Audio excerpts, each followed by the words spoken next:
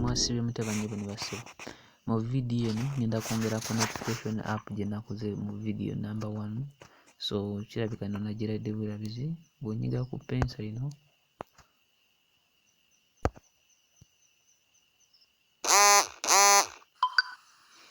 notification ejja njagala ebeera nga bwengiklikingako bwe nti eopeninga URL nentwala ku ninsaba browser gye mba nnondako. So I made video number 1 naye muno video nabwo ngenda kiteekamu mpozi n'ekirala like subscribe source code egenda beera wansi mu description. So watali kulinzalinza yadde tugende mu AIDE. Okay, kyembadingizaako mbagamba nga bw'onyiga ku notification eno test notification like and please subscribe or comment. Thank you all. Nga bw'onyiga weekubuuza ekutwala ku URL. Okay, so katugende ku AIDE. Kale eno ye code yenali nayo mu gundi yasembyeyo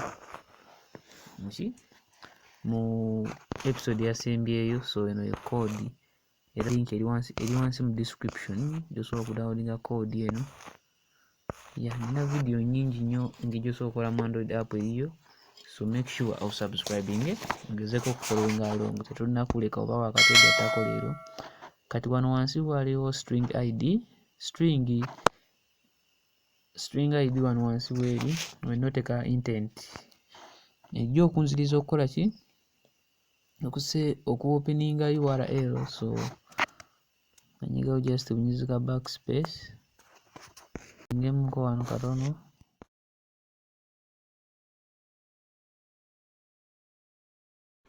Okay, so don't forget to like and subscribe if you find this video useful. Share it with a friend. I don't know, maybe by the end of this month you will know anything about programming. So subscribe to YouTube yange. I cherish you all. Thank you for subscribing. So follow along, and remember this is a part 2 of the first video. So there is one I did the first, so you have to first watch the other one, and then you can come and watch this one. Okay, URL. So here I have to put the URL. In this case I'm just going to first put Google,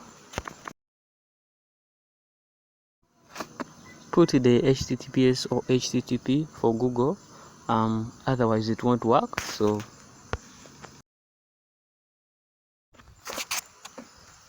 okay, here I did a typo error. You need to remove that the word new. So appending intent dot get activity should not be underlined with the red squiggly whatever. So if you remove that word new, so I'll just keep going.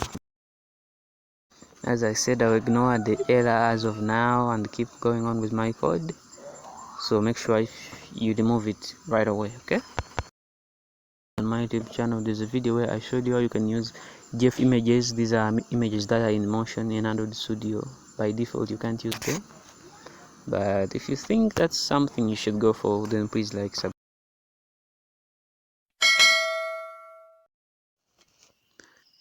Okay, code yaffe eno ya pending intent eso nagikoledde wano ku kigambo new.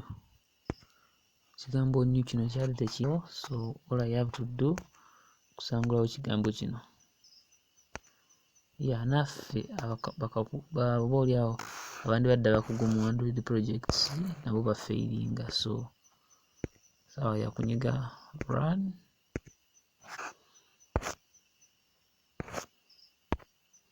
So akakubuildinga just okandikawo https /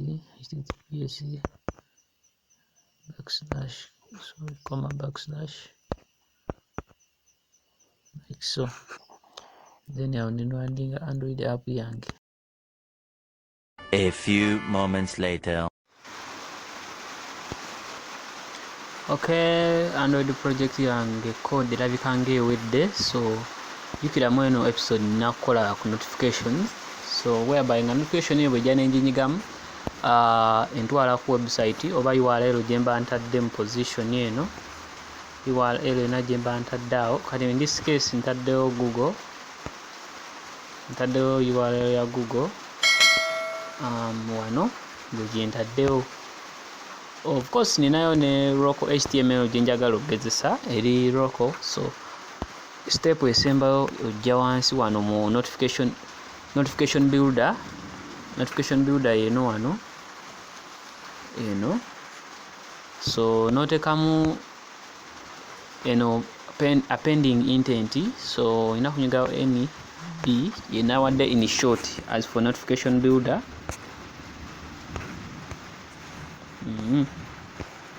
Zooming ko katono wano NB, which stands for notification builder. Nga nagikoze waggulu wano notification builder. Oh, now where I can't draw, I do not know why. NB dot set content wano no scrolling wansi no bitambuzamuko wansi notification content intent, sorry. Wano de no yoko passingamu erinnya wadde appending, which was PI. Wano ko passingawo, okay, as PI close bracket semicolon. Yeah, awo kiba kiwedde. Yeah, kati wano oba olina kusavinga busavinzi nga kusave. Yeah, ebiseera ebisinga nkozesa shortcut nsonga mbeera lazy nnyo okunyiga paati ya waggulu eno, so bw'okalengera sagala kakuwunyise. So let me show you an example kyentegeeza. Eno cursor gye nkozesa is just a notifications, okay. Kati wano project mbangi maze notification bwe najja nenjinyigako egenda kumbuuza browser ki gye mba nkozesa okugenda ku URL ya Google. Kati kansoseemu URL ya Google, then ndyoke nteekemu local HTML code yange ndabe. Yeah, test purposes only. Pose nekirala banne subscribe liking bino nawe binaggwera ojja kuba osobola okukola app eyiyo nga ekola byeyagala, which is okay. Yeah, maaso eyo suubira okugejjiza ddala nga nfunye ku subscribers abalala. So gisharing nina ne YouTube nina ne WhatsApp group njya gisanga wansi mu link descriptions. Yeah, katulinde app mala okuinstallinga ngende ku step eddako. Okay, kanjigezese testing next time. Okay, notification is there, so kanji tapping them. Hopefully yes, it has worked as you can see. So the app, if you have made your very own app and you want to share your website, this is a cool way to do it. So let me just type just once Chrome. As you can see, Chrome loads up Google. Chrome one will grow up here now. Chrome loads Google. So Kanzerium AID. So when I go back to AID, I'm just going to put a local path such that that path can be shared as a URL.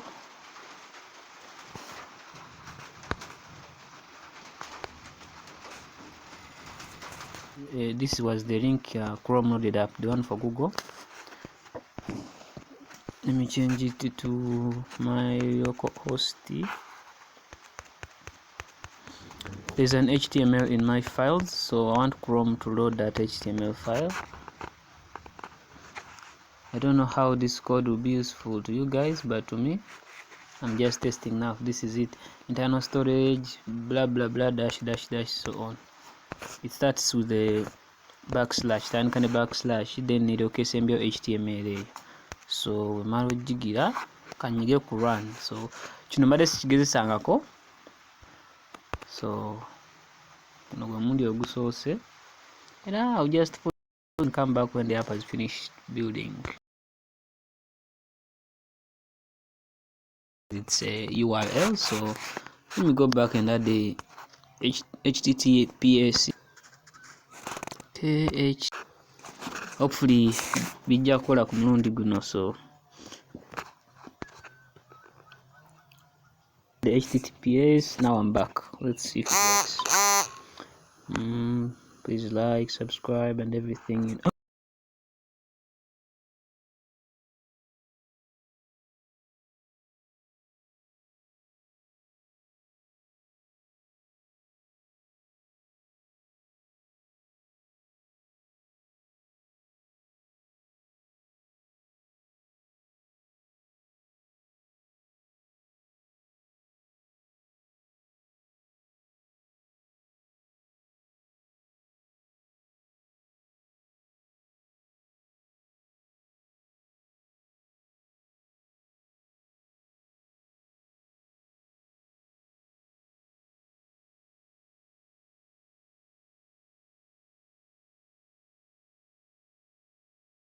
Just try again.